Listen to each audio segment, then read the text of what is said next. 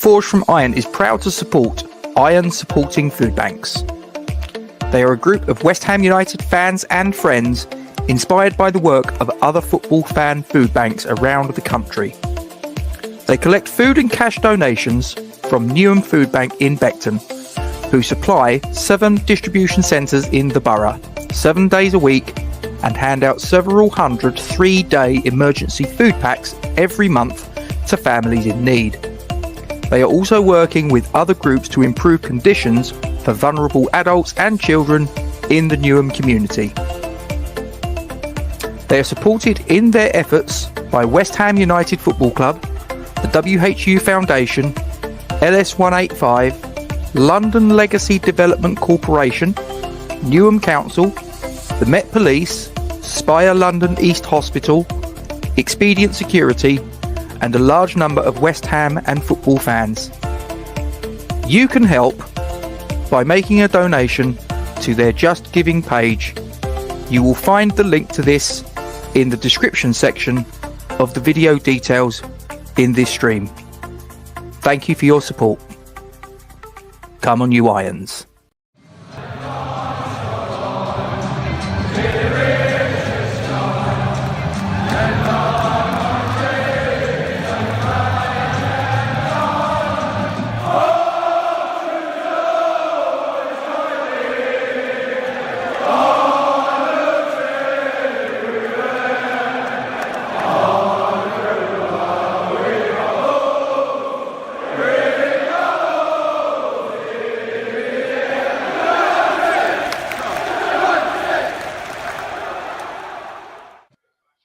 Good evening, ladies and gentlemen. Welcome to Forged from Iron. Please don't forget to like, comment on, and share the stream. Subscribe to our YouTube channel if you haven't done so already, and make sure you hit the bell icon for alerts on new content. As always, ladies and gentlemen, we thank you very much indeed for your support.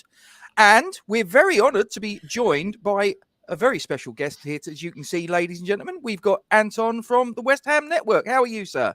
I'm very good, thank you very much. And I certainly wouldn't say honoured, but I appreciate the kind words. Thank you. Very pleased then. Thank you. Yeah, no, I'm good, mate. Well, I'm good, but not good. We'll get into that. We're obviously here, ladies and gentlemen, to discuss the goings on at Molineux yesterday. Premier League match day 19 of 38, which we took to the pitch against those high-scoring Wolverhampton Wanderers with their whole 11 goals in the 18 matches that preceded yesterday's shambolic showing from West Ham United under David Moyes. Obviously, because, Duke, I hope you won't mind if we go to Anton first, because obviously he's on the clock. Anton, what can you say? What can you say, mate? There's not really a lot to say. Well, there is a lot to say. So I think the situation is, I mean, team selection, you know, when you look at it as a fan, you that lets you know what kind of maybe afternoon you're going to have. Certain players getting picked is going to let you know what kind of afternoon you're going to have. And when you watch the game, I mean, the game, there was nothing, you know, if you're a West Ham fan, you're a Wolves fan, and the game finishes 0-0 or 1 each, there wasn't that kind of period of domination. There was a couple of periods of like West Ham had the ball, and we kind of the first 10 minutes and maybe the last 10 minutes, and then Wolves had a bit of the play, but there was nothing apart from that wonderful bit of genius football from Ruben Neves in the second half, where he hit the bar and then they hit the post on the back of that, and then their chance. But apart from that, the game was just shit. It was. I hope I'm allowed to swear here, it was that good. Yeah. It was just a kind of nervy game from both teams. Then you kind of felt that maybe something like what happened was going to happen and someone was going to snatch the win. Unfortunately, it was Wolves that got it. Defensively, Wolves were genuinely quite crap. They were really fearful in having the ball, but they kept playing the ball out from the back. And I would say that maybe, in my opinion, they played the ball out from the back, a lot of it, and I would say they got the ball out of the back about 30% of the time, and 70% of the time we kept forcing them into errors, but we were not taking advantage of those errors ever. And the biggest issue I saw was this. Do you remember a couple of years ago, even under Pellegrini, the staticness of West Ham in the middle of the park? Yeah. you go to games and you'd see it and you'd be like, well, Fabianski's got the ball and be like, throw the ball out, but then no one would move. Yeah. And you kind of feel like we've gone a little bit back to that. Massively. The staticness is there, and it's frustrating, very frustrating. And yeah, I'll let you carry on with what you're going to say next. Well, before we sort of get too much into the analysis of that shit show, if anybody's watching and they don't know what the 11 was that David Moyes put out, or indeed the substitutes, because there was a couple that were on the bench that I think, and I didn't think that it was. This is not me being wise after the event. I said it when I saw the team sheets at 2. I'm like, what are they doing there? This was the squad.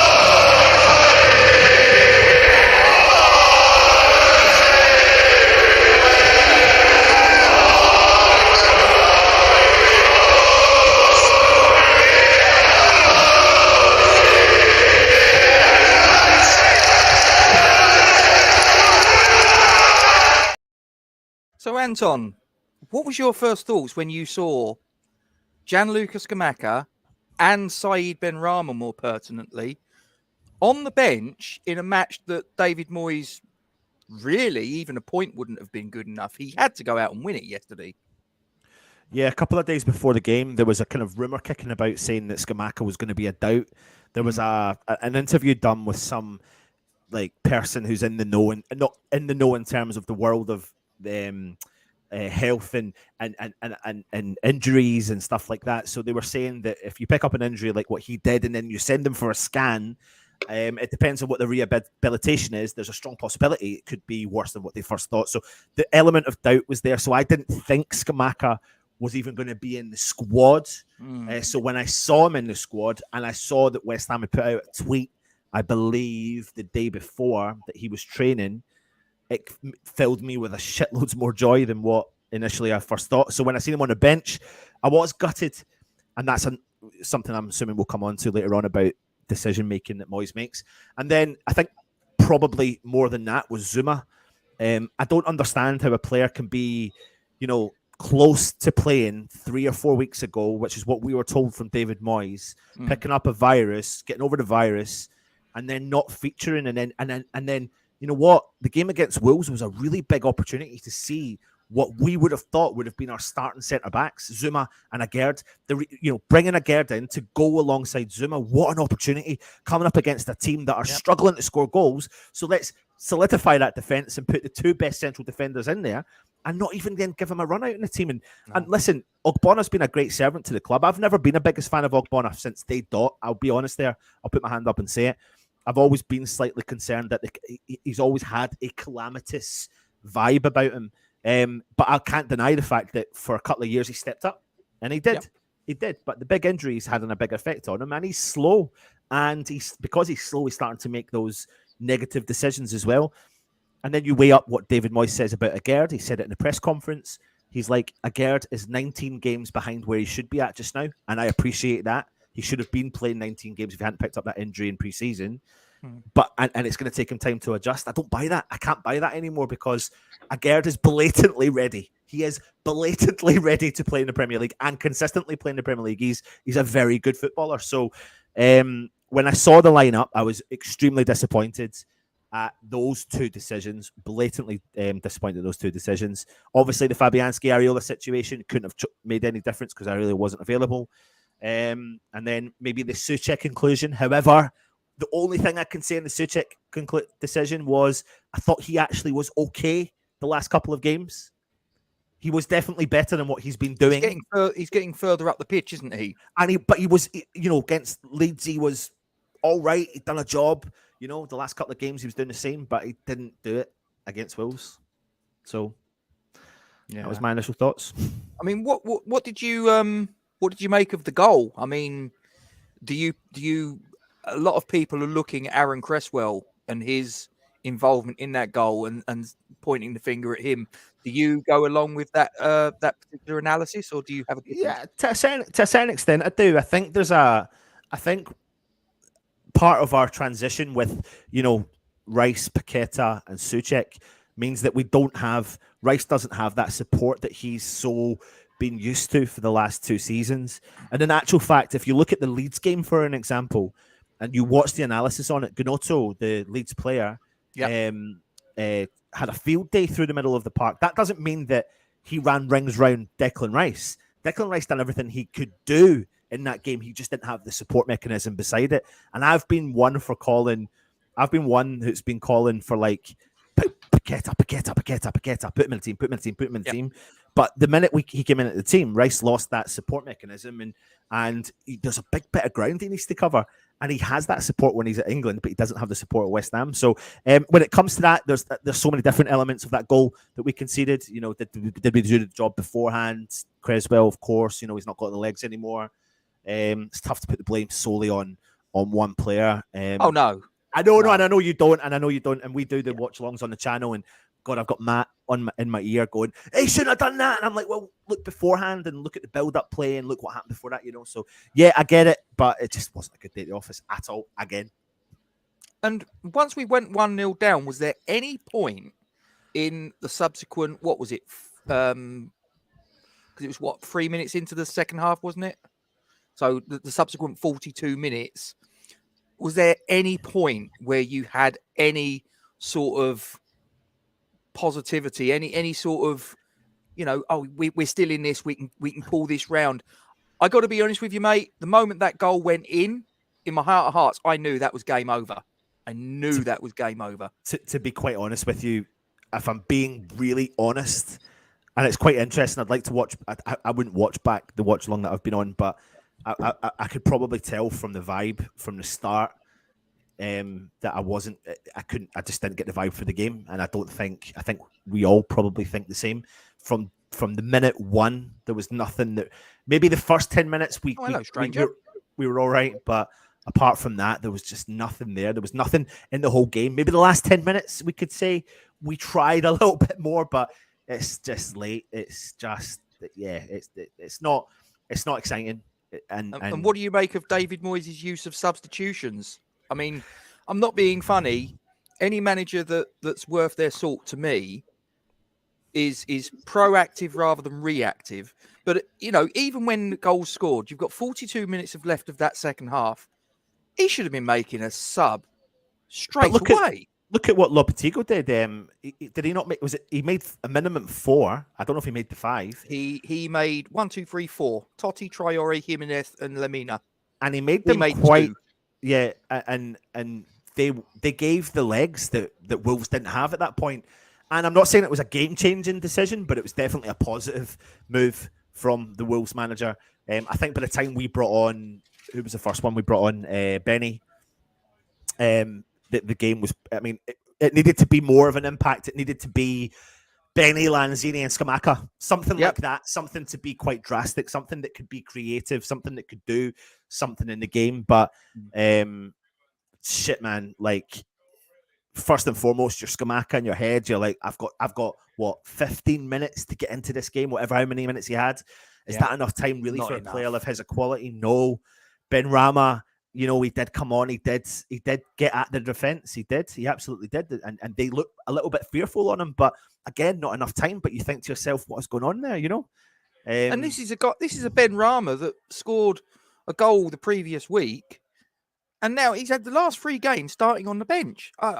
And unfortunately, what it does is it adds fuel to the fire of anyone that has the thought process that David Moyes has a problem with Saeed Benrahma. Now, I'll be honest with you, when people first started saying that, and they started saying it fairly early, to be honest with you, in his West Ham tenure, in his first season, people were saying Moyes doesn't like Benrahma. Now, I got to be honest with you, I'll hold my hands up. I was like, I'm not too sure, because at the time, I thought his final decision in that final third was more often than not, he make the wrong decision.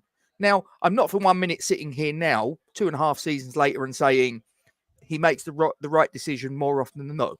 He still has that tendency to just be a little bit wasteful in the final third, but he has still managed to be, so far this season, our most potent attacking threat. And 3 games he's been starting from the bench. And I've got to sit there and go, actually, do you know what? Maybe there is an issue here. Yeah, I think there definitely is. I mean, I think it was last week. Was it even after the Brentford game? I'm sure when Moyes done his press conference, post-match press conference, he even said, and he said, "Great, glad for him, delighted. The reason he's not been in it is because of this, and this." And I was a bit like, "Oh God, like there's obviously something there." Maybe that highlights maybe who brought him in, because I think at the time between him, we had Diangana, and the other 2 options were Etse and Saïd Benrahma. I remember, I think Etse was blatantly Moyes' choice. Absolutely. And obviously we couldn't get that one over the line, and then bang, we ended up with Benrahma. But what a good player. I mean, we can't remotely take away from the fact that what he did at Brentford was nothing but amazing. Same as Etse and same as Diangana. Well, Diangana to a certain extent, but his loan spell at West Brom kind of worked out for him. So yeah, this is a big wake-up call for me personally, because I've been trying my best to understand where I'm at. I've had an element of doubt with the whole situation. I gave myself 3 games: Arsenal, Brentford, Wolves. The 3 games have gone. Saw a tiny bit of progression come the Leeds game. It's gone back to square one again in the Wolves game. And the concern then is, are we papering over the cracks? What do we do moving forward? Who's there? I'm not saying, I know you're not going here just now, but who's out there that can come in and do the job if we do need to do what we need to do, you know? Well, I mean, there's a rumour doing the rounds of late. I don't know if you boys have heard it, you guys in the live chat. I've actually put a poll up as we speak. It's running at, it says, if these are our only options as manager, who would you choose? And there are 4 options, apparently. And they are Sean Dyche, Rafael Benitez, Marcelo Bielsa, and Nuno Espirito Santo. And at the minute, ladies and gentlemen, there's a fair few votes that have gone piling in. The winner at the minute, and it could change, is Marcelo Bielsa on 35%. Sorry. I was just going to say I voted for Bielsa. What about you, Anton? Which one out of those 4? Assuming, as I say, this is our information that's come. Gonzo did a video just about an hour ago, I think it was, on the West Hammers Chat forum channel, and he's turned around and said that they're looking at 4 viable candidates if they pull the trigger on Moyes, and it's those 4. I mean, who would you, if they do pull the trigger, who would your preferred option be? If it's from those 4, if it is from those 4. I mean, it would be a roller coaster of a ride, and it would be the biggest gamble we'd play as a club, but it would be exciting potentially. It would be Bielsa. I agree with you, Dick. He does bring that kind of element, I mean, of excitement in terms of what he does. I think he with the right team, he could work. I think he done wonders to a certain extent at Leeds, but that ran its course, of course, and, you know, all that sort of stuff. Dyche, the situation I find myself in is, you know, when there's a problem, you want a solution. And usually when there's a problem, you need to go and find a solution. So in your workplace, you've got an issue, you go to your boss and you say, this is the issue, but this is how I think we can get over that issue. And here's the solution. Right now, I don't know what the solution is, because is Sean Dyche a solution for West Ham? I don't necessarily know if he is. I think he could be a short-term solution. Short-term, yeah. But if he comes in as a short-term solution and he doesn't keep us up, because he has also been relegated with Burnley, then what does that do? Does that throw us back into, like, here's the key question. Do we believe in any form of the project that Moyes committed to? Has there ever been a project? And if we don't believe in the project, then we need to get rid now and move on and work on a project.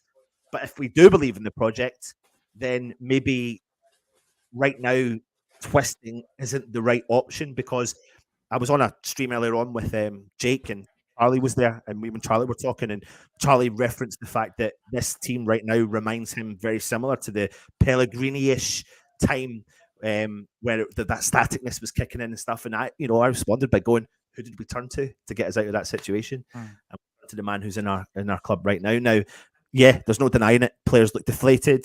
Obviously, if there's that element of the players are not with the manager, then there's nothing else you can do. Things need to change. Obviously, they do. But sometimes you do hear the players speaking out and they're going, we just don't get it. We just don't get it. We are here for the boss and stuff like that. So, man, I don't know. I've went from being 60% Moyes in, 40% Moyes out, to last night, 55% Moyes out, to today, 50% again, because I'm just like, I don't have a solution. I don't know, like, would Bielsa coming in be absolutely fucking mental for the club right now? Would Dyche come in and play? The one thing we do know is with Dyche and with Moyes, the next 19 games are going to be shit. In terms of the style of play, it's not going to be the style of play that we want and we get the excitement from, because we need to grind out results. So Bielsa would be the only thing from that. That would be the only player that have the faith that if Moyes stays, and here's the key thing, Anton, and Duke, you as well, and the guys in the live chat as well, please pile in. I was in a conversation a little bit earlier and with someone that's one of the West Ham Hammers Chat Patreons, and he turned around to me and he said, do you know what my fear is for the Everton game? Is that we actually beat Everton. Because if we beat Everton, he's not getting sacked on the back of a win, and he will very probably go to the Newcastle game. Are they going to pull the trigger on him after Newcastle, then Tottenham, then Chelsea? Maybe, maybe not.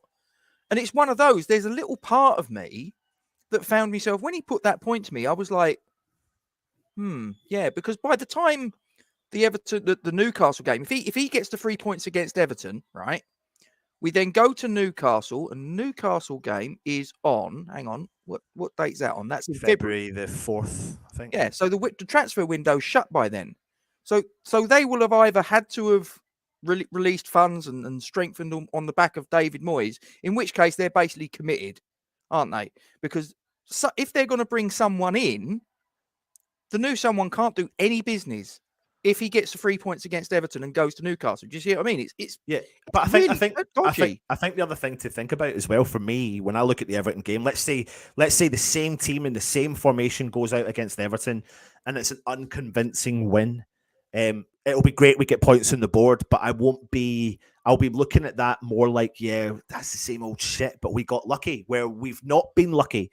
Therefore, if he does go into the Everton game and things have changed in terms of some team selection, because again, I was talking to my dad today and I was a bit like, I kind of feel like he has to change. I don't think he's kind of got a choice in the matter-ish to a certain extent. This is a job-defining, job-saving game for David Moyes, essentially. Get beat, you're probably going to go. Win the game, you're probably going to stay. But for how long, I don't know. I didn't doubt for a second that we weren't going to sack.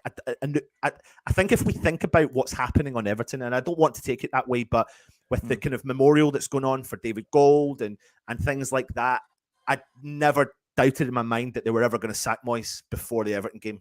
Never came in my mind. Never. I thought, you know what, they're going to get us to the Everton game and give them the one game like that. That's probably their end goal. And before the Everton game, they were probably thinking, go and get as many points as you can, so we don't even have to consider the Everton game. But now they are, and that is the situation we're in.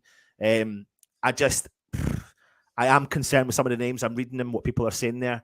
Dyche is going to come in and he doesn't play the most attractive football. No. He defends through a whole 80 minutes and counter-attacks. Is that really what we want? Because that's kind of what we're doing. I don't know, but who am I to say who's right or wrong? It's just what I don't fancy. The biggest thing, and one of my final points I'll say to you guys is, I'm really scared of being bitten again. Like, in terms of, we've been here, done that, wore the t-shirt so many times as West Ham fans, and we've seen this happen so many times.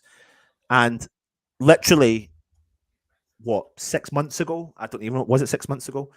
7 months ago, whatever, we were saying, or a lot of us were saying Moyes, and okay, the league form wasn't great, but we subsidised that with a Europa League semi-final, and I get people get pissed off because I keep bringing it up. I get that, but that's what I felt like last year. I subsidised the league form for Europa League because I thought, shit, man, in my lifetime, if I get to see West Ham win a European Cup, I can turn around to my dad and say, equal, like we've done something equal now, But I'm concerned we jumped the gun. I am, because right now there's no one that's convincing me that they come in and do a job. Of course, you've got names like Pochettino. Of course, you've got names like Thomas Tuchel. But Pochettino has said categorically Champions League football. Thomas Tuchel is probably thinking the same. And we've got to look at the level of manager that would come. I would love the aspirations to be higher. I would love the fact that we had a board that could maybe go and talk to Pochettino and convince. But we don't, and they won't. So we have to go with what's there. And I think that's my biggest concern is it's all what ifs, isn't it? It's all what ifs. My mum says if you had a square hole, you'd be shitting bricks. And it's so true. She's Irish, so that's where she gets these comments from. So that's brilliant. I'm going to use that. Yeah, but if you jump the gun now and you get Sean Dyche in, does that guarantee? Nothing guarantees safety. But what style of football is that? It's going to be the same style of football. What's Sean Dyche going to do that David Moyes can't do? That's where I'm at. Yeah. Before you go, Anton, and I appreciate you coming on and contributing to the channel. And if there's any chance that any of the people watching don't subscribe to West Ham Network, what the hell are you thinking? Get yourself over there and give them a subscribe. But I'm sure everybody probably does know exactly who you are and where you've come from and all the rest of it. And I'm sure they're already subscribed. But if you haven't, please do. Final question to you, Anton, before you depart. If David Moyes stays, are we staying up? Yes or no? Yes. Ooh. Okay. Yes.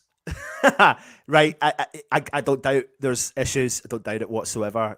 Will it be a convincing staying up? No. Will we just stay up? I do think we can. I do believe is it more because there's 3 teams worse than us rather than we're that good? No, I think there's been defining moments this season. I think did any of you listen to the Stuart Pearce interview on Talk Sport where he spoke about David Moyes' style of management, and he said that this squad and this and that and this and that, and then he said that Stuart Pearce is a statistical person, so he puts up the amount of goals that West Ham concede, the amount of goals that West Ham score, who we're playing next, and what we expect to do, and then how many attempts we had at goal, and how many we converted, and how many we didn't. He kept speaking about it all, and then he said, when you hear that comment about fine margins, he said it is right now with West Ham, it's fine margins. And I know it sounds like it's an excuse, but for the first 19 games, Corney, who I thought was going to, I was really excited by Corney. I think he's one of our top assists players in the league, and he's not played for 3 months. Yeah, even now, and he's not played for 3 months. But it shows you how effective he was in the team when he was there, and he was someone that bridged the gap between the midfield and the striker, and he's now injured, and the fine margin there was his goal should have stood against Chelsea, and it didn't. There's a fine margin for it, and then you've got Skamaka. He had a virus, he was in and out of the team, then he came back, then he picked up a knock and he was in and out of the team. Agerd, injury, 3 biggish players. Paqueta picked up his injury at Southampton, missed for 3 or 4 weeks. It's easy for me to make excuses, I get that. And then we had to rely on a team that got us through the last 2 years that didn't really help that situation. Then bang, we have loads of injuries in our defence. Zuma's out, Agerd's out again. World Cup comes in. It's stop, start. And if we stick by Moyes, we've pretty much got a run of games now. Really, I think we do. Do we not? I don't think there's many mega breaks coming up. Hang on a sec. I think it's pretty relentless. 21st of Jan, then we're playing 30th of Jan, 4th of Feb, 11th of Feb, 19th of Feb, 25th of Feb, 4th of March, 11th of March. That's assuming, obviously, because obviously the Derby County game could potentially go to a replay, couldn't it? Yeah, and then we've got the conference coming up as well. So it's pretty relentless between now and the end of the season. So, shit, man, I don't know. 19 games to go. Do I think with or without Moyes we can stay up? I would fucking hope so. I would really hope so. And I know we can go back to the whole kind of, are we too good to go down? We've been there, done that, wore the t-shirt again. I do think there's a little bit of a difference this time. I think there's the difference between then was we didn't have the fine margins, and I think we do this time. But there are players I'm heavily disappointed with, and I'm still 50-50 on the whole Moyes situation, because the only reason I'm saying that is because I don't know who I want to come in to replace him. If there was someone clear cut, like maybe Potter, if Potter was sacked from Chelsea, then that would be someone to build for the future. But Sean Dyche for 6 months, I can't say I'm excited by it. Any answer to this one, Victor? Certainly not this season. No. That's Maybe the all I've got to championship. say. Maybe the championship. Could happen. That's more likely. Anyway, Anton, do appreciate your time, mate. Much love. Thank you very much for having me on. If you haven't already, subscribe to Forged from Iron. Get on their channel, support them as much as they can. And Duke, good speaking to you, mate, even though we didn't really speak. And he's on mute anyway. He's on mute anyway, so there you go. Right. Explains it. Take it easy. Cheers, mate. Look I'm after not Moyes yourself. in, I'm not Moyes out. I don't know what I am. So there you go. He's got splinters in his arse. Yeah, I have. Right. Take it easy. Cheers, buddy. Look after yourself. Cheers. All right. Right. Okay. Now, you've been sitting there. Obviously, as I say, I wanted to get Anton as much out of Anton before he had to dash, because obviously he was on the clock. You're a little bit on the clock as well, because we got to be done by. I've got you for about another half hour or so, haven't I? I've got a bit. Yeah, we're all right. Okay. Talk to me. I don't want What did to. you think of the? What did you think of the? Let's start at the beginning. What did you think of the lineup? What did you think of what you saw in the first half? What did you think of the goal that we conceded? And did you have any faith beyond that we were going to turn it around? To be honest with you, mate, I was working, so it was difficult for me to watch the game. We were busy, as you know, we are nowadays. I got the lineup at about 2:45. Like I say, absolutely manic. We had obviously the Manc derby to start with, so we were busy. So I didn't get the lineup until about 2:45. And I just laughed. I stood behind the bar pouring a pint of Guinness, and I laughed when I looked at the lineup on my phone. I wasn't expecting anything else. I wasn't expecting huge changes. I wasn't expecting a change in formation. I wasn't expecting. You can tell me what you've got there, Rob, is what we played. I can tell you it fucking wasn't, right? I can tell you it wasn't. We played a 4-2-3-1 as we always do. Paqueta was further forward than that. I say further forward. He was expected to be further forward. Half time, 33% possession, Rob. And I know you say that stats don't matter in regards of that. You could have 33% possession and win a game. I know where you're coming from. Up until yesterday, Wolves had picked up 8 points at home. We gave them yesterday a quarter of the points that they've now got from their home fixtures. We gave them 1/4 by giving them that 1-0 win. Now, I didn't see the goal. I'll be honest with you, once the game was done, I didn't watch it. I caught bits as I was looking up, I don't want to go back and watch it, right? Because I'm hearing what everyone's saying.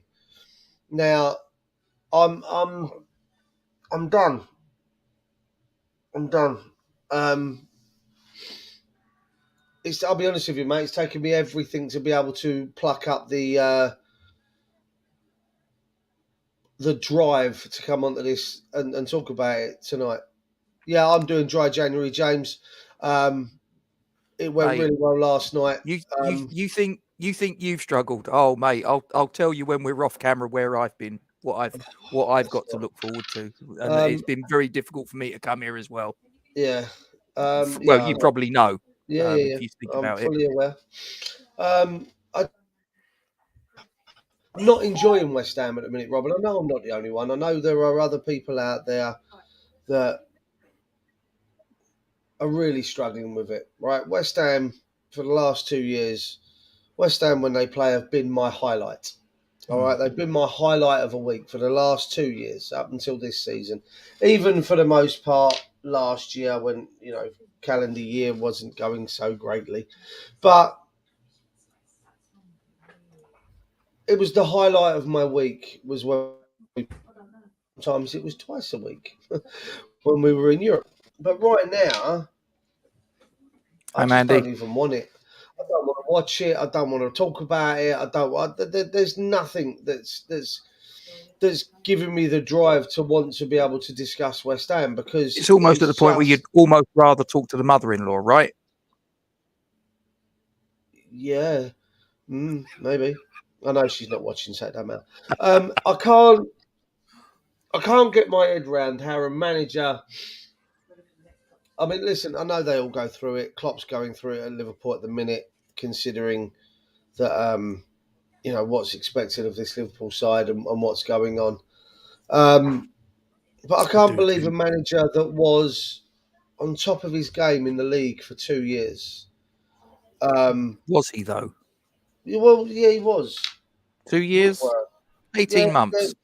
18 months. I'll give you 18 Maybe months. 18 months, a year, 18 months, because 2022 was It wasn't abysmal. pretty.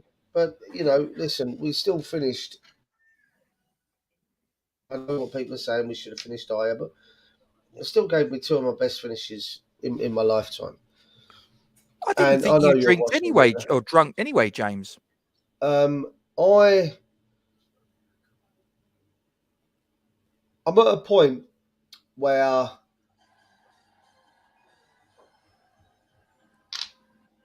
I can't be bothered with West Ham. Like I say, it gave me 2 great years, 2 great seasons. We Europe and finishing, in the league. It was great. And now I can't work out how Moyes has gone from that guy to this guy. I don't get how he's allowed it to go so badly tits up, Rob. I can't. I mean, I look at the whole Rice situation and I'm convinced that something's happened with regards to him going to Moyes. I'm convinced that he's gone to Moyes after the Euros. He wants to be a more complete player, more box-to-box player. We've heard him say these things. We've heard Moyes say that that's what Declan wants. Well, no disrespect. It's got to be about what's best for the club. Now, right now, what's best for the club for me is that we flog him in the next 2 weeks and we go back to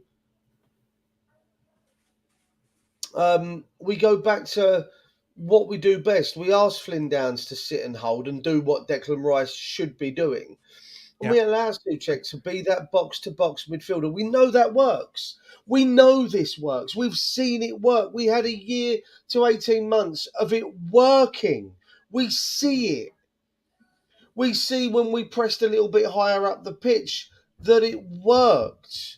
Why have we got to go change things? And if it's the Declan Rice experiment, as I call it, and I still reckon Declan Rice is the best player in his position at his age in the world. I don't think there's any better, but he needs to go back and do what we were doing beforehand because it worked. It really did work. I failed to understand. Listen, teams did figure us out, right?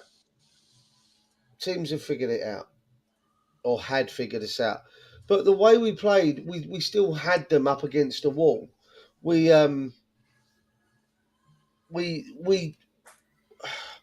still were able to play and do jobs. Yeah.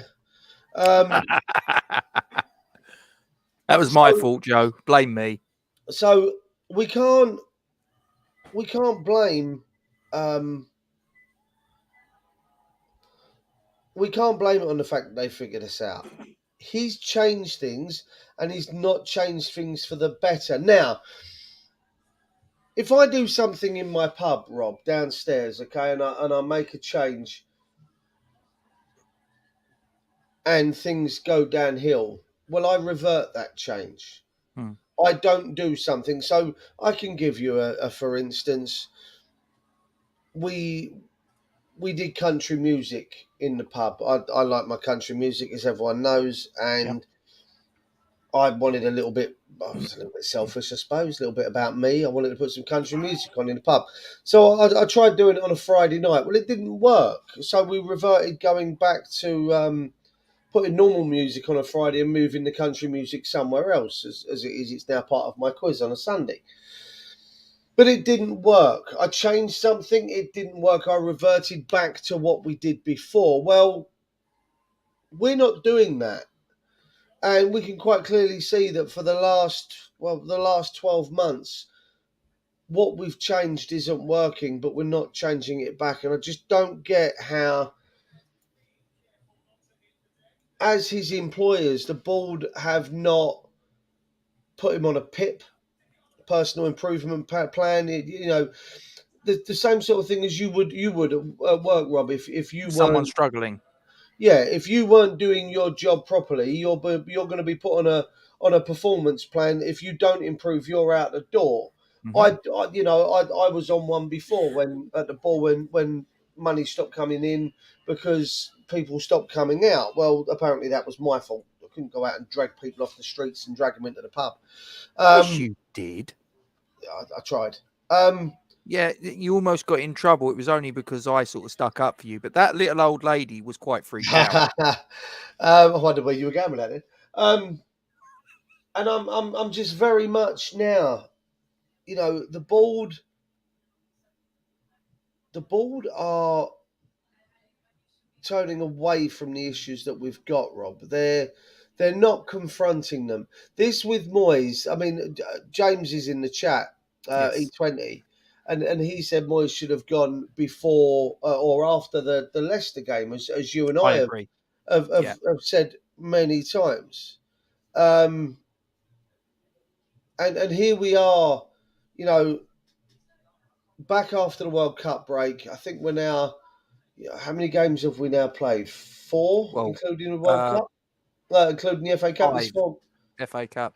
Because obviously we had Arsenal, then we had Brentford, then we had Leeds, then we had Brentford. Yeah, so 5, sorry. Obviously yesterday.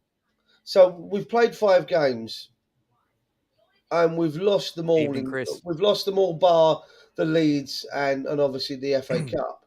But it's been tragic.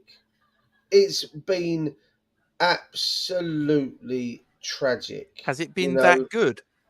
And it pains me to say. I mean, listen, I never want to see a manager get sacked. I don't.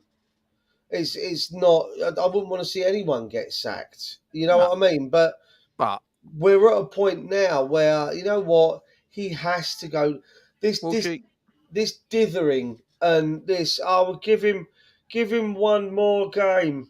He gets a draw. Oh, we'll give him one more game. Well, you gave him one more game and he lost. Why am I still sitting here having this discussion with you on a Sunday night? Okay, 26, no, 24, 25, 26 hours after we lost to Wolves that put us completely in the bottom 3 and only off the bottom because we have a better goal difference than Everton. Why the fuck are we still sitting here with that man in a job right now?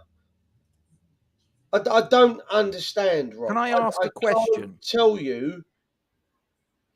I can't tell you why where he's still in charge. Can I put something forward? And I'm not trying to be controversial. I'm not trying to be disrespectful, and I hope it doesn't come across that way. But I'm going to say something.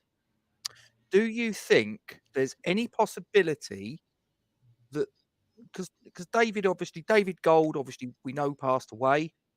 David Gold, before he passed away, he, from what I understand, was quite ill. And do you think there's any possibility that situation, and I'm sure that David Sullivan, he was a business partner, but I think also fundamentally he was a close personal friend. Now, is there any possibility that as a result of this situation, that's essentially part of the reason why David Moyes is still in a job, because David Sullivan was dealing with that problem that was bubbling away in the background. Right. Well, fall out to that. As I say, I'm not trying to be disrespectful. I'm not trying. I'm just putting out a hypothesis. I'm asking a question. I'm going to tell you now that they weren't the only two, Rob. I know that they were the majority shareholders, but they're not the only two. There's a board of directors there. There's another gentleman Sullivan with a has the final call. There's another gentleman with a large investment in this club. Hmm. Well, no disrespect, and I hope Mr. Gold rests in peace. I do. Yep, seconded. But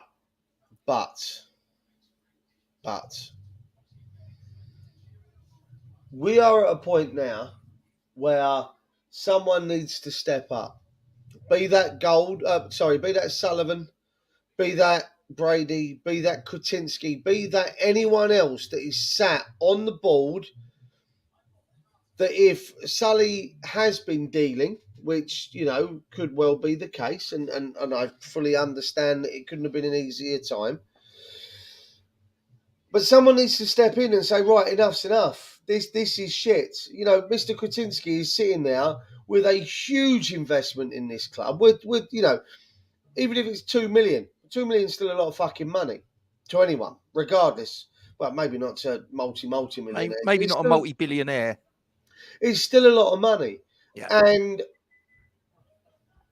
well, your 2 million quid, or in Kutinski's place, probably 50, 60, 70 million quid. Yeah. Currently, yep, looks to be worth about £2 million. Because if we get relegated, hey Neil, we get battered. Mm-hmm. If we get relegated, the cost of the value of the club absolutely fucking plummets, right? Plummets. Forget. And I saw Hammer 89 and someone else going at it earlier in the chat, and Paul Hayden from the Ball. I saw people going at not going at each other. They were having a conversation. Yeah. So we have no assets, Rob, as a club. The training grounds. We have Chadwell Heath and we have the other Rush Green. Cabin. Green, right? That's it. Yep. Chadwell Heath is pretty much just like your local fucking park. Yep. Right? Rush Green is like your local park with some porter cabins in it. Right? Mm-hmm. We don't have a ground. We don't have anything else. No, and that is really concerning now. Right? Paul Stewart's just come in the chat and said relegation absolutely kills West Ham stone dead. Yep. You know what? There's your concern. Everyone leaves. Right? You get bugger all close to what their values are. We get relegated. You can fucking forget selling Declan Rice for 100 million quid. You're lucky if you get 50 for him. Right? And I'll tell you that Paquetá's probably 20, goes from a £51 million player to 20 million. 15, yeah. Maybe, yeah. Skamaka goes probably 10, 15. Yeah, yeah. So, great, isn't it? It's not just us losing our place at the top table. Okay, everything else goes with it. I find it laughable, just quickly, seeing as his name's on the screen. I find it laughable that Chelsea put in a loan offer for Mikel Antonio, but I'm leaving that alone because that's just what the actual. Have they seen him play? Right. I'd be driving him there myself, honestly. Mate, I'm tempted to go put him on the back of my unicycle and take him there myself. Right. Yes, I know unicycles don't have a back. Don't start, people. I'm trying to be funny. I'm looking at where we go from here, Rob. Championship? Mate, we'd struggle. We'd struggle to come back up. We'd I struggle to. I agree. And here's the key point, right? And Gonzo's alluded to this in a stream that he did a couple of weeks back. So this isn't me sort of like as some sort of soothsayer looking into the future. This is something that he's seen coming down the track, and I can see coming down the track should it come to pass that we are a championship club next season. We've got a 62,000 seater stadium, but do you honestly think that all of the people that are in that stadium on a match day in the Premier League, Duke, are dyed in the wall West Ham fans? Because I know as a season ticket holder the top since we've tier, gone Rob. there. Sorry? You might as well not open the top tier. Yeah. You could fit all of us now, in the lower part of that bowl. Do you know what our average attendance was last time we was in the championship? 30,923. Sorry, right? how much? 30,923. Now, I would argue that if we get relegated, all of the day trippers, all of the fair weather fans, all of the local people that don't actually really follow football, but they're fairly well off, middle class families. They've got a Premier League team on their doorstep. The season tickets are relatively cheap compared to, Tottenham, compared to Chelsea, compared to Arsenal. So they go, oh, I tell you what we'll do. We'll go and get a soccer season ticket. That'll be jolly good, won't it? We'll be able to take Pippa and Jeremy. Oh, that's jolly good. They're not going to fucking come to West Ham on a Tuesday evening in the pissing down rain in November when we're playing fucking Rotherham. They're not. James. Cheers, James. They're not, right? So we're going to take an average of about 31,000, I believe. I think that's where we're heading. Now, then you might as well not open the upper tier. Yeah, but here's the thing. When we had Upton Park and we had 31,000 thereabouts in a stadium that held about 36,000 on average, we had 31,000 in the championship. Now, that would create a fairly intimidating atmosphere. So when teams like Rotherham would roll into the bowling ground, Upton Park, it'd be quite a hostile, intimidating environment, blah, blah, blah, blah, blah. 31,000 in the Olympic Stadium, it's going to be fucking awful.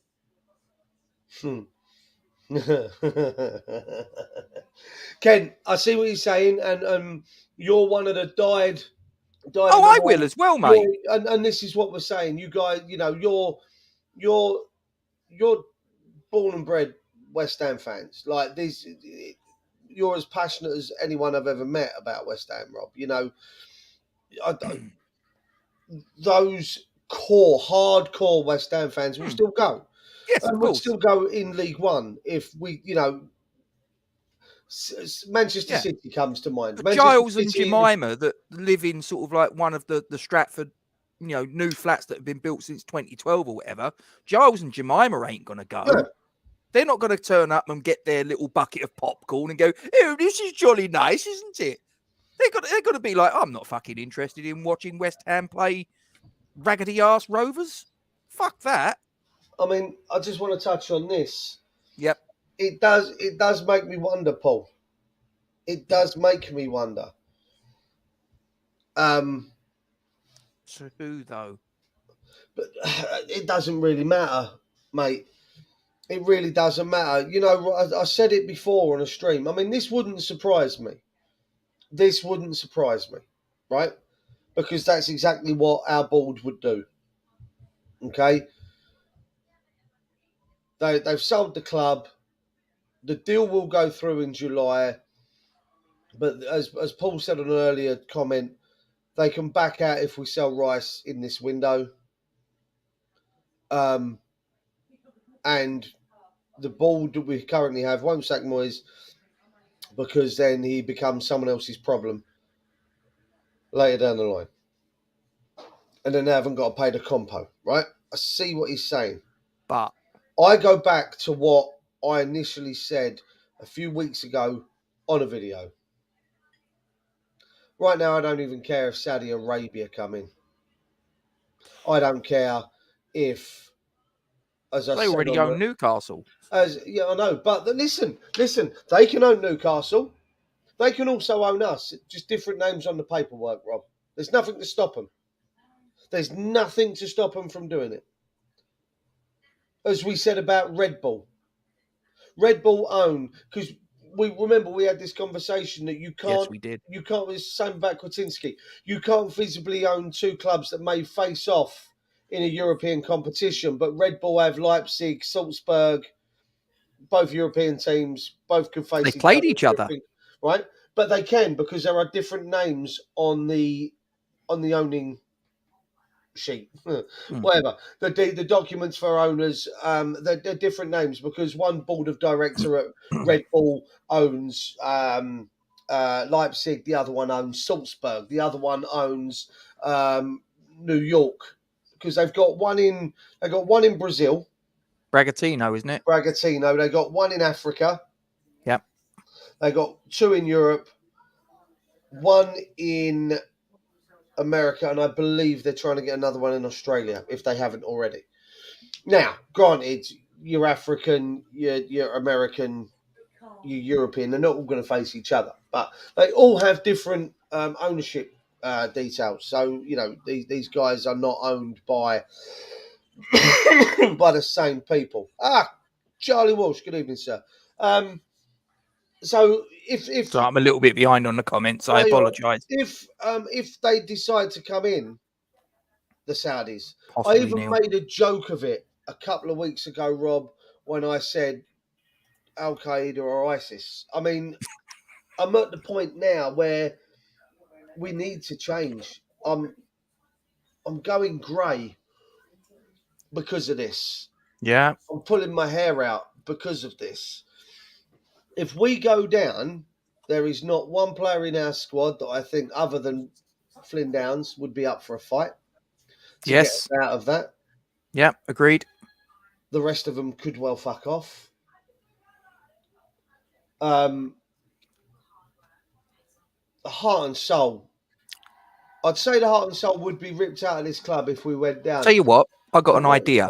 The heart and soul's been ripped out of this club already because of the way we're all feeling. Do you want to play along with a little idea I've got? And you guys in the live chat can get involved in this. What you got for me? Right, okay. I did this last night. I sat down. Now, I'd like to think, Duke, and I hope you'll bear me out. I am an optimist, but I think I am also a realist. I'm not a blind optimist. I'm a realistic optimist, I think. Now, last night, I sat down and I looked at our remaining Premier League fixtures and I tried to do, home, are we going to get 3 points, 1 point, nothing, right? Now, I appreciate that this is on the basis of the team's forms right here, right now. And it may well be that by the time we play these fixtures, our form has gone up, their form has gone down. So I appreciate it's undulating and the terrain is changing, but I can only deal with what I've got at the moment. Right. So you guys in the live chat, you're going to have to jot your scores down as you go, and we'll get the scores up. Right. I want to know how many points we're getting in what remains of the Premier League season. You up for it, Duke? Right. Okay. And just so everybody knows, I'm not going to go through all of my list, but I got us getting 16 points in what remains of this season, which if you are any good at maths, you'll know that means that we get 31 points, which is fairly safe to say that gets us relegated anyway. So, Duke, West Ham, Everton. And you have to keep your own score here.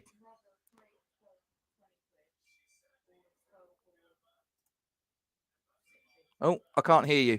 No, it's because I muted myself while I was sneezing. Draw against Everton. Right. Okay. Newcastle away. Loss. At home to Chelsea. Loss. Right. So how many points you got so far? One.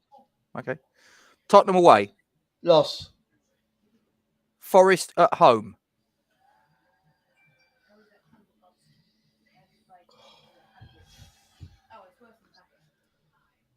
I'll say win, but realistically draw. But I'll go with a win. Okay. Brighton away. Draw. No, seriously? Yeah. Okay. Villa at home. Draw. Should I move on? City away. Spanked. Southampton at home. Draw. Fulham away. They look good today. I'll go with a win. I did as well because we usually do quite well at Craven Yeah. Cottage. Anyway, Arsenal at London Stadium, Loss. Bournemouth away, Win. Liverpool at home, Loss. Palace away, Draw. Manchester United at home,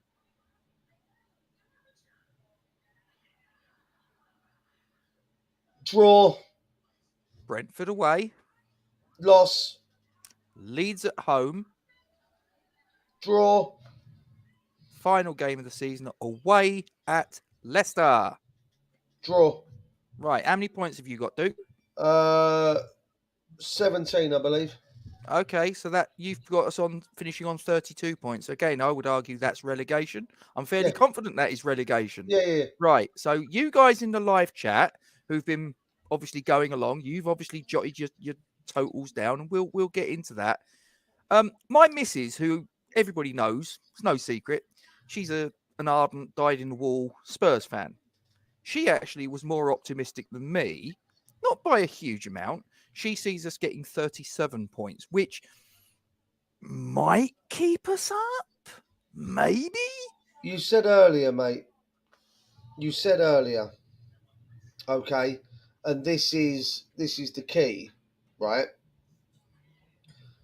And the guys over at Hammer's Chat was watching their stuff this morning. Are there 3 worse teams than us in this league currently? Table doesn't say so, does it? I don't Possibly think there the only is. one's Everton, but we'll find out next Saturday. Yeah, I don't think there is, and that's the scary part, Rob. Yeah, I'm seriously, I'm braced for Championship night next season, and the whole dynamic will change at that point, and I will as well, Steve. I'm mad like that. But the whole dynamic will change. Like I say, we'll have a half-empty stadium.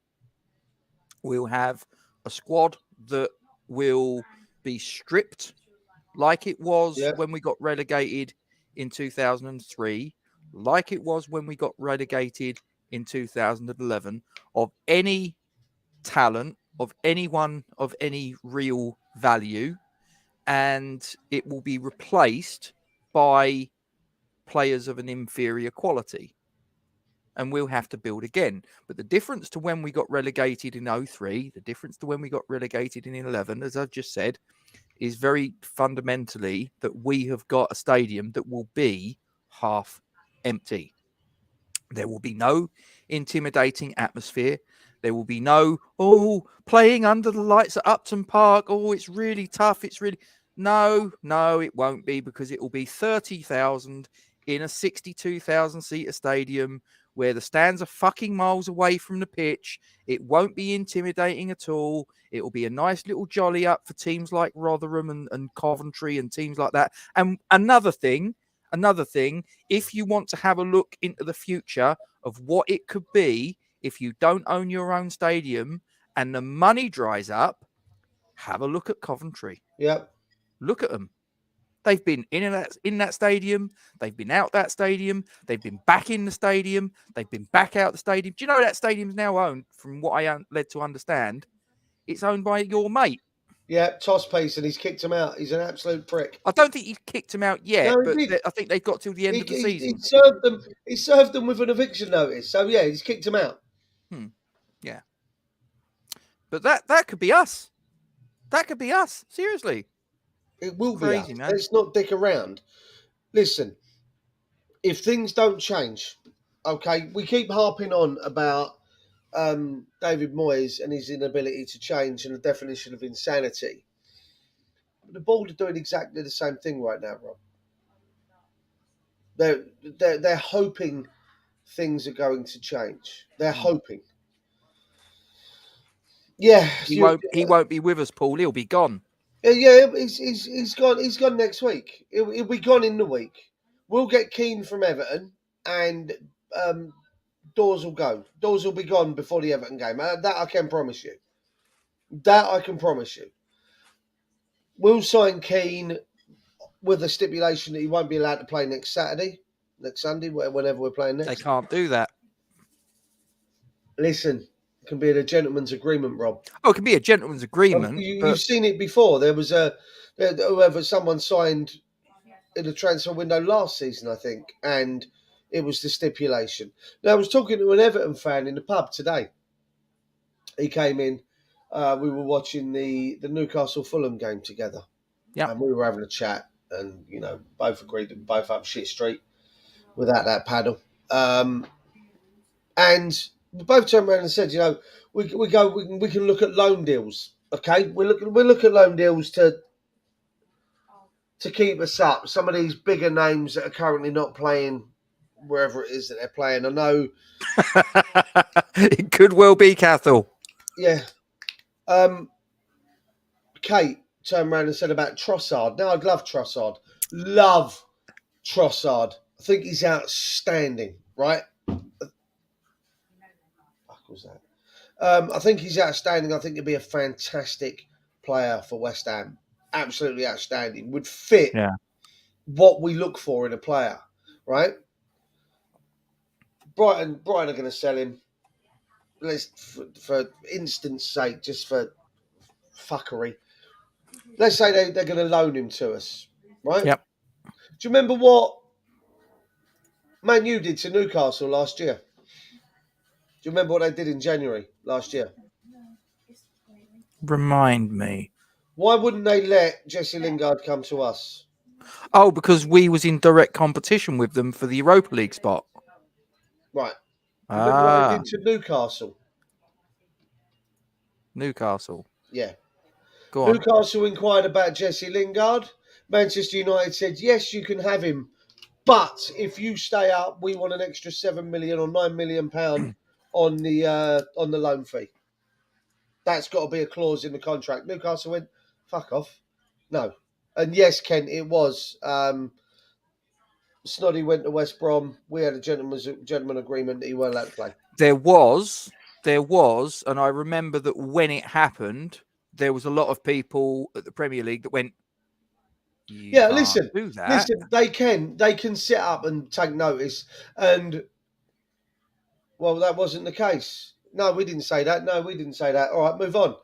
You see what I mean? It's being nosy. Lewisham Tavern, mate. We are there. He beat me to it. Lewisham Tavern. We are kind of on there it is. The borderline of, it's a bit blurry, but it's a lovely little pub. And that was at 6 o'clock in the morning, so that's why it's dark. Millwall territory, mate. Well, kind of cusp of Millwall and Charlton. Lovely boozer. There's a few people in the chat that have come to it. Paul, Rob, you've been there. Paul Stewart's been there. Budgie, Happy, Cyber. They've all been here. Cam's been here as well. So has Reese. Yeah, we've had quite a few people have come over and seen me.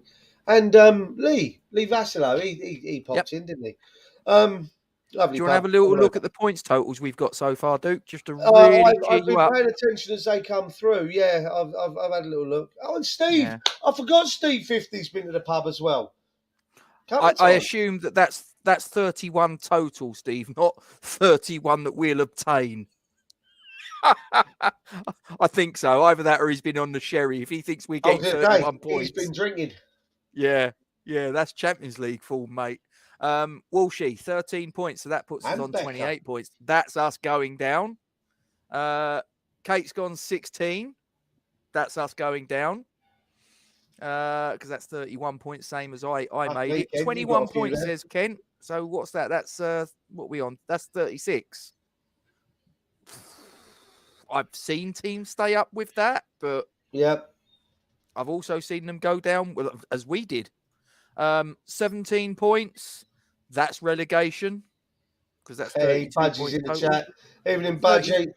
18 points, 33 total. That's relegation. Jones got 20, 35 points. I think that's probably relegation. Anything above 20 points out of what's left kind of puts us on the cusp. Anything below is probably not going to be enough. So 15 points, that's 30 total. That's relegation, Becca. 19 points. I would say that is 34 points is probably relegation. Yep. 10 points, that's definitely relegation. That's probably the wooden spoon, Hammer 89. That is probably the wooden spoon. Someone got in, put it in the shit pot, gave it a stir, and we're licking it. That's where we're at there. 31 points total with a net 16. That's relegation. 21 points, bloody hell. That'd be good. That'd be good. Can't see it, Cal, but you never know. That would put us possibly survival. 10 points, says Paul. That's relegation. Sharky says 14. That's relegation. That's 29 points. No chance we stay up there. 31 points total. Steve's clarified. Okay, cool.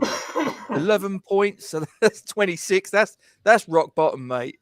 Again, I am assuming this is the total, not the amount you think we're going to get, Trini. 27 points. That's relegation. Gazhammer, 10 points. That's relegation. Victor thinks 18 is enough. What do you reckon, Duke? I can't see it. Honestly, No, I don't. I can't see. Listen, I can't see us staying up with less than 35 points. And that's Champions League form, really, isn't it? Or at least European form. I can't see where that comes from. We need 7. Someone said we need 17 points from the next 19 games, I think. Is that right? We got 19 games left? Yes. Yeah, because we just played game 19. It's a 38-game season, so we've got another 19 there you go, to go. So we need 17 points. So it's 57 points on offer. 57 points on offer. Someone said earlier we needed 17 points to stay up, which would give us... What would that give us, mate? How much did you say? Someone said 17 points. 17 points would put us on 32 points. I would argue that's relegation. Yeah, that is relegation. So I actually think we need probably 25 plus. Can I ask this? And again, you guys in the live chat, I'd be really interested to know what you think. Captain and manager, both interviewed yesterday, Duke. Did you see either of them? No, but I can. I read Moyes'. We're just unlucky we're not getting ahead on the crosses or getting a good enough shot. He's fucking delusional, Rob. He's lost it. That's relegation. He's lost it. He's absolutely lost the plot. I saw two people totally deflated, totally dejected, their fire completely extinguished. Absolutely gone. Nothing from our manager and our captain. I don't want to see that. I want to see a manager, I want to see a captain coming out with a little bit of, even in a defeat, I want to see someone coming out with a little bit of fire, a little bit of fight left, a little bit of, listen, we're struggling at the minute, but you know what? We're going to go back onto the fucking training pitch. We're going to work hard. We're going to dedicate ourselves to pulling ourselves around because the fans out there don't deserve it. That's what I want to hear. Instead, what did I hear yesterday? Did you see that Independent article? Oh, the fans need to give something back after the last 2 years. Excuse me? Yeah, I'll get fucked. You for fucking real, you cunt. Seriously? I was like, has he just said that? Seriously? The fans need to give something back. What? So when we played Seville in the Europa League, what, were we all sitting on our hands, were we? Were we all sort of like joining hands and singing Kumbaya? Or were we getting behind the team? I mean, Charlie was in earlier. I don't know if he's in, Charlie Woodgate. Charlie went to an awful lot of trouble to get that ticket for Wolves. It was the first game that he thought that he was going to miss in probably about a year, right? He managed to get a ticket. He had to sort of do a little bit of jiggery pokery and whatever, but he got a ticket. He went up there. He's seen that inept performance. He doesn't want to fucking hear, oh, you need to give something back because you're not giving enough. Fuck off. Fuck off. And I don't see any way back for him. Once he starts making comments like that and digging out the fans and saying that basically what he's saying is we're not giving enough. We're not giving enough. You know what he's doing? Do you know what that's the equivalent of? Oh, it's shifting the blame. Yeah. It's that. That's the equivalent. And when that fat did that to us, right, we turned. right? That's no different to the ear cupping from Fat Sam. No. But that article just really pissed me off. I was like, honestly, what the fuck are you on about? I mean, what do you think we've been doing? We turn up every fucking home game. We go, we sell out our allocation We're of the away best travelling fixtures. fans in the country. Yeah. We are the best. We have the best travelling fans in the country, regardless. Yeah. I mean, don't get me wrong. I don't go to as many games as I'd like to. I wish I could go to more. Don't get me wrong. In the last calendar year, I went to more games than I ever have done in my lifetime in a calendar year. I'd love to go to more, but when I listen to our fans and I can hear us at Old Trafford out singing the home fans, and we go to the Emirates and all you can hear is us, and when we go to these grounds and all you can hear is the 3,000 or 4,000 West Ham fans over anything else, when we're outnumbered 20 or 30 times over and all you can hear is us, behave yourself. Best. Look at this. Best fans. Couple of people in the chat. I mean, Peter's made the comment there.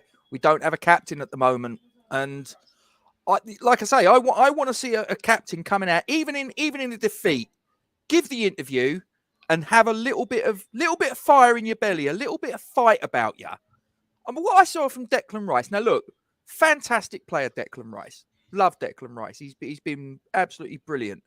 But now you've got the captain's armband, matey. You're wearing big boys' pants. The stabilisers have been taken off and you haven't got Mark Noble to hold you by the hand and carry you along. This is your gig now. So show a little something. Show a little bit of leadership. Show a little bit of determination, a little bit of fight. When you're giving a post-match interview after a defeat to a team that up to the point you played them that scored 11 goals in 18 Premier League matches and you have stunk the place out, the lot of you, come out, front up, have a little bit of bollocks, have a little bit of backbone. I mean, could you see? Let's take one of the great captains of the Premier League era. Now, I appreciate he played in a very, very good team, an elite level team. But I'm talking just in terms of his captaincy, his leadership. Roy Keane. Could you imagine Roy Keane coming out after a 1-0 away defeat, giving an interview like Declan Rice gave yesterday? No fucking way. Mate, you imagine Julian Dix or Billy Bonds. Forget the others. I mean, listen, Peter's just come in the chat and he said, sell Rice now and get what we can for him. Because I tell you what, if we go down, we're not even going to get 50 million for him. I really don't see it. And you call me, deluded, call me, stupid, call me what you want. We won't. Right now, we're going to be lucky if we get 100 million for him. Myself, you go back, Charlie. Go back 6 months, I probably would have told you he was worth 100. Well, the club told you he was worth 150 million, and I would have agreed. Right now, he's not. He's not. He doesn't. He perfectly put into words there. He doesn't have the mentality to be that leader. It's just I just don't. Who would you have? And guys in the live chat, I'd be really interested to know. Current squad of players, if we're all agreed that Declan Rice is not the answer to the captaincy, he might be your best player, but he ain't captaincy material. Okay, so who do we put the armband on, Duke? Where's the leadership coming from?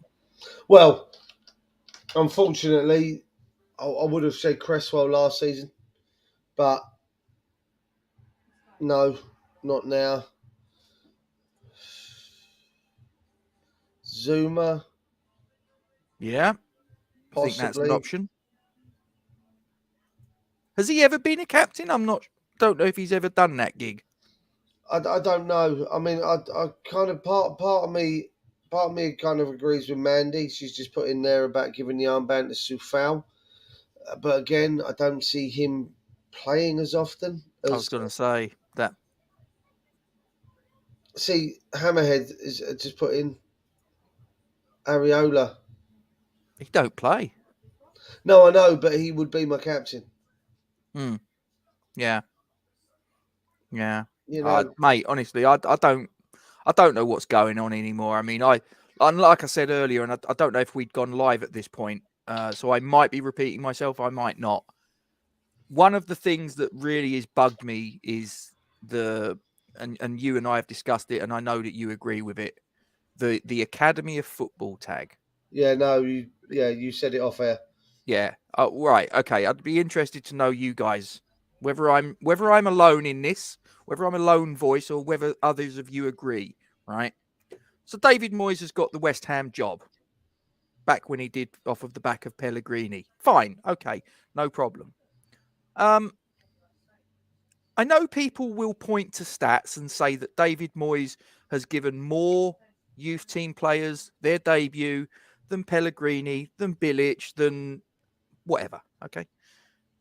There is a world of difference between giving someone a debut in a dead rubber match in Europe, like he did with Elise, like he did with Longello, like he did with Baptiste in that game at London Stadium against Dinamo Zagreb, or giving Ollie Scholes and Divine Mubama their debuts away at FCSB, playing them in a dead rubber match, and then discarding them or using them in as filler when it's appropriate, but not really giving them real proper opportunity in the first team, playing Premier League minutes, whatever, right? World difference between that and just, giving someone an opportunity, right? Okay. David Moyes would never get the Ajax job because Ajax, one of the cornerstones of their identity is that they produce their own talent. Yep. That is fundamental to their ethos. That is a cornerstone of their existence. Indeed. So David Moyes would never, ever, ever get the Ajax job. He doesn't operate at that level. But I'm just saying, hypothetically, he would never get on the shortlist simply for that reason. Okay? Now, we've got on the carpet the Academy of Football. You look in the program, the Academy of Football. You go to the website, the Academy of Football. You go to the Twitter, the Academy of Football. You can't fucking move for the phrase, the Academy of Football. But we're not the Academy of Football. We're trading on a bogus statement. We're not living up to that statement. We've got a manager that couldn't give a shit about the youth team, right? He couldn't. And I think it is incumbent upon whoever's ever is in charge to, when the new manager comes down the track, whoever it may be, whenever it may happen, that the conversation is had, that as they're going around London Stadium and going, oh, look at this wonderful stadium. Isn't it lovely? Look at that. There's the Academy of Football. They go to Chadwell Heath. There you go. Look at that sign, the Academy of Football. They go to Rush Green. They see the honour roll of all of the players that have come through the Academy. Oh, look, the Academy of Football. That the managing director, the chairman, whoever it is that's showing that prospective manager around says, now listen, this is important to us. You got players in the youth team. It's really, really vitally important that you offer them a pathway into the first team. Now, I'm not saying just sling a load of kids in and, they're dog shit, but fuck it. That's our identity, blah, blah, blah. I'm not saying that. But what I'm saying is the ones that look like they might have a chance, it's really important that they get an opportunity. And they're not. And that's why you've got players like Ashby that wants to fuck off. That's why Ngaki fucked off. That's why Perkins fucked off. That's probably why Ben Johnson wants to fuck off. Because they don't look at this manager and go, I see a pathway into the first team. Yes, fantastic. This is the club I want to be at. This is where I want to get my training. This is where I want to be. It doesn't happen. So there needs to be, whoever comes in, it needs to be someone that buys into that identity of the Academy of Football. And if the people that are in charge at this club that bring that manager in aren't going to have that conversation and make it very clear that this is a cornerstone of our identity, our heritage, our history, right? Then they may as well go down to B&Q, get a fucking Stanley knife, go out onto the turf at London Stadium, walk up to that statement at the carpet and fucking cut it out. It's totally fucking redundant if you're not going to do that. Oh, mate, listen, I agreed with you when you were having a conversation with with Anton before we went live. I completely agree with you. But it ain't going to change. And this is the most frustrating and the most annoying part of this, is that it's not going to change. He won't change it.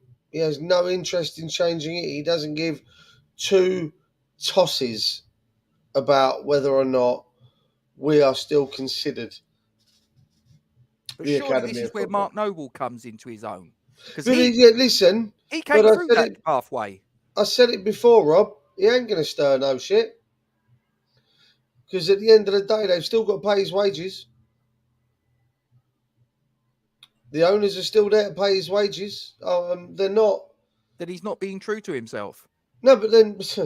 If that's the case, I'm not saying that is the case, but I think if Mark Noble doesn't try and champion the cause of dragging prospective talent through from the 18s, from the 21s into the first team, if he's not going to champion that, then quite frankly, no one else will. He's got to stand up and be counted. Listen, he was the last one to come through.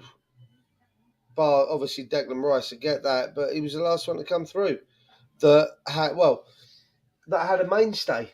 You know, Declan Rice will. He's you know, the others are, you know, arguments can be made that Ben Johnson's a stop. He's just a gap filler at times.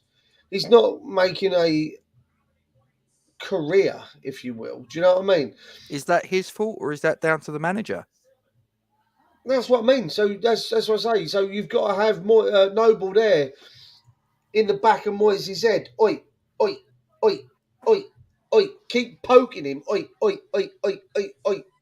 Until something changes. Or fuck him off and get someone who's interested. And this is where we come back to our video a couple of weeks ago that we did about the 4 managers. And the second one was Hassan Hootel. Mm-hmm. He had a track record of bringing youngsters through at Southampton. You know, so... Then he may as well go down to David. He might as well go down to B&Q, like I say, and just cut that out. Cut it out. It's fucking redundant. It's embarrassing. Yeah. And again, if I can just jump in. Yeah, please do. I want to go this one with Gaz. Gaz has said this in the review of the or was it the preview to this game? I weren't on the preview, was I? I didn't do the preview for the Wolves game. Wasn't here. It's Friday, wasn't it? I got caught up with work. Oh, what was it? Hang on. Am I getting my days muddled up? I don't even know what day of the week it is anymore, Rob. No, you was. Was I? It was the Brentford Cup review that you didn't. Yeah, I was talking about Potter at Brighton. He had the say on every playing level from, I think it was under 16s, under 15s maybe. He had the say on every level of how the Brighton teams played, and the teams played in exactly the same way. The teams played with the same formation, tactics, game plan, and anything else. Okay, they played the same way. So when the player was ready to make the next step up into the next the next level, being a 15-year-old, being able to play in the 17s because he was that good. Do you see what I mean? Yep. He knew the style of play. He knew the setup. He knew where to press, when to press, how to press, when was the right time to go for a tackle, when the wrong time, you don't do it. Yep. So when they were ready to be developed into the first team, they could be fast-tracked into the first team because they knew exactly what they were doing and what was expected of them. I also touched on the fact that when Odebeko came on at United at Old Trafford, didn't have a fucking clue what he was doing, and before he was sub, because he didn't train with the first team that week. and the under-18s, the Premier League B, the 15, 16 and 17-year-old playing level play completely different to each other. So they don't know what to do when it comes to stepping up into the league side. Now, there was a comment earlier about, can you imagine if our under-18s were taught to low press and contain for 75 minutes before going to attack? Yeah, it's laughable. It's laughable, but at least we know then that, an Ashby could play in the first team. Yeah. Because he knows what's expected of him. It doesn't matter. That's this is part of the reason I love Potter at West Ham. Part of the reason I love Potter at West Ham, because I can see him making the changes to the entire system. You're going to play one way. You're going to play from under 15s. You're going to play this way. And then when you prove you're good enough, that should be happening, Duke. Let me. You obviously know my daughter plays football, right? Yep. Well, my daughter plays football. For those of you that don't know, she's an under 15 player for a club near to where I live. That's I'm not going to say they're a Manchester United or a Chelsea, but in women's football, they're a fairly decent setup, right? Now, as I say, she's under 15s at the minute. When she moves into the under 16s and the age grades beyond that point, they have to play in exactly the same formation, 3-5-2, as the women's first team. Yeah. So that when they progress, if they progress from 16s, 17s, 18s, under 21s into the first team, they're used to playing in a 3-5-2 formation because they've done it since they were 15, 16. Yep. Right?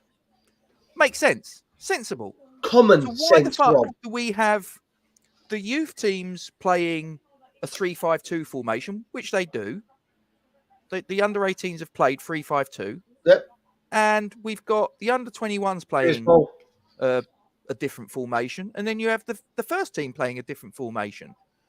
It should be in harmony with one another, because if we've got players in the 18s and the 21s that if there's any ambition of pulling them through into the first team, whoever the manager is plays a formation, and you say to those young players, right, this is the formation you guys have got to play. So the manager of the 18s, the manager of the 21s, I'm a manager. So let's say the next manager comes in. Just because I know the formation that this guy plays all the time, and it's not going to happen, but I'm going to pick this guy. So tomorrow, Antonio Conte gets sacked by Spurs. The day after, David Moyes gets sacked by West Ham, and we get Antonio Conte in. Now, everybody knows Antonio Conte plays a 3-4-3 formation. So the moment he walks through the door, he turns around to Mark Robson, the manager of the 21s, and Kevin Keane, the manager of the 18s, and says, you've got to now play a 3-4-3 formation, because we've got to have players coming through the system that are used to this formation, so that when they come in, they don't turn around and go, well, I'm used to playing 4-2-3-1. I don't know the formation. Bollocks. Yeah. I don't know what's expected of me. Yeah. Yeah. It's bollocks. My daughter's team does that from 16 onwards. This is the formation that the women's manager plays. So you teams that operate under that, that's the formation that you're going to play. End of conversation. It's ridiculous. Yeah. Right. Anyway, any final thoughts you want to get off your chest before we wrap it up, matey? No, mate. Listen, he's got to go, though, isn't he? He's got to go. Listen, there's rumours circulating that he's going. I've just read a thing. I can't remember where I read it now. I've closed the bloody page. I was going to keep it open. Fucking bellend. You would have thought that. He could be gone before. He could be gone before Tuesday. I think he needs to, because I tell you what, I think that tribute to David Gold before the game, it might not go well. I don't know. You could have a lot of look. I'm not going to disrespect David Gold, not at all. But you know what? I could understand a few people that maybe if they've had a couple of sherbets inside them, they get a little bit frustrated. They might say something. There might be a few chants, this, that, and the other. Oh yeah. I think he needs to go. I mean, and I tell you what, those of you might have seen this quotation. I put it out there on a few platforms. It was a quote by Oliver Cromwell in the House of Commons, 20th of April, 1653, that has been paraphrased a couple of times in the House of Commons by other people that work in that particular environment. And the quote, it goes as follows: "It is not fit that you should sit here any longer. You have sat here too long for any good you have been doing lately. In the name of God, go." Oliver Cromwell, 20th of April, 1653. And that is pretty much what I would like to say to David Moyes. Yeah. You know, I don't want this. You know, I don't want to be thinking this way of a guy that, in terms of what he's done for us in the last couple of seasons, achievement-wise, you know, compared to what our history is, he's actually done quite well. But it's come to a point now where it's gone tits up. The wheels have come off. He needs to go. Sorry, David. Yeah. You've done great for us. Thank you. But everything has a shelf life and you've expired it, mate. Sorry. Yeah, it's game over, mate. It's time to go. Yeah. I don't want to sound like Arsenal fan TV, though. Like, you know, was it Claude? Yeah. The late Claude, yep. The late Claude. He's got to go. I'm there. I'm there now. Yeah. I am very much there. He's got to go. You know what? And as I said, I've lost all the passion for even caring that we're playing now. I've lost the passion to actually want to not be working at 3:00 on a Saturday so I can go put the TV, go to the south of France and watch a game. I don't care at the minute, Paul, Rob. I don't care. I'm really like. Oh, Pete, I wasn't for 1 minute suggesting Conte was coming to West Ham. That was, as I say, I just used Conte because I know his formation is always 3-4-3. That was the only reason I picked him. I'm not saying he's coming to West Ham. Don't misunderstand me. Yeah. That wasn't the point of why I picked Antonio Conte. It was just that I knew instantly that's a manager that plays a set formation through his career. If you look at him at Chelsea, you look at him in Inter Milan, you look at him managing Italy, blah, blah, blah. He's 3-4-3. That was the only reason I picked him. Nothing else. Don't read too much into it. But there you go. Right. Okay. I'm going to knock it on the head, my old friend. Guys, thanks for joining us. If you haven't done so already, make sure you drop a like on the stream. Subscribe to the channel if you haven't done so already. And hit the bell icon and you'll know when we're next having a rant, which will be Friday this coming, isn't it, Duke? I think will be our next little session of... Yeah, well unless something happens, you know, in the meantime.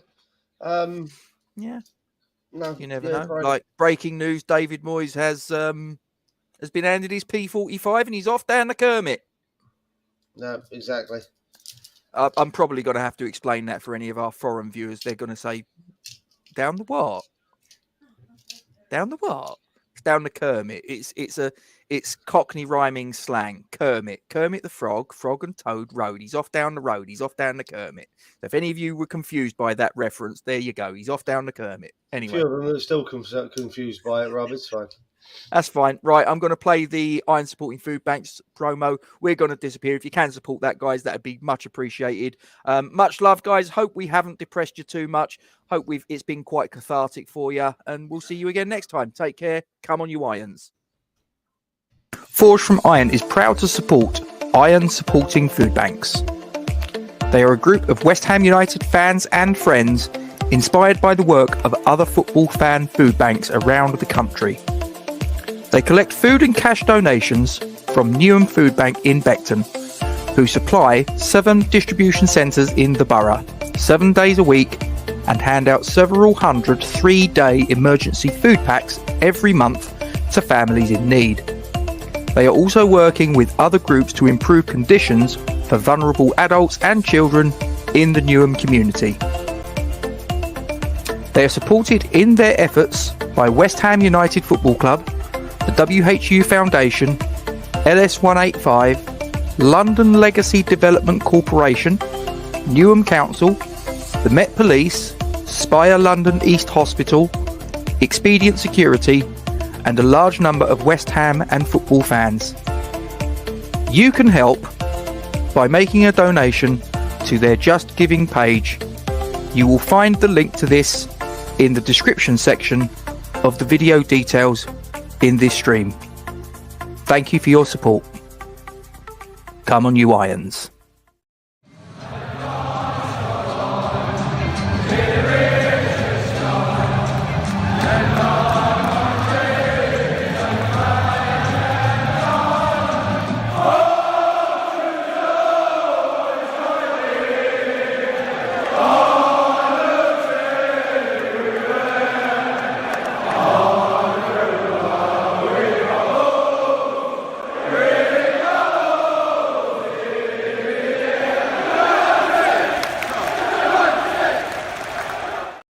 And you do realise if this lot have their way, you know who our next manager is going to be? Sean Dyche. 36% he won the vote. Oh dear, never mind. Can only get better, can't it? Yes.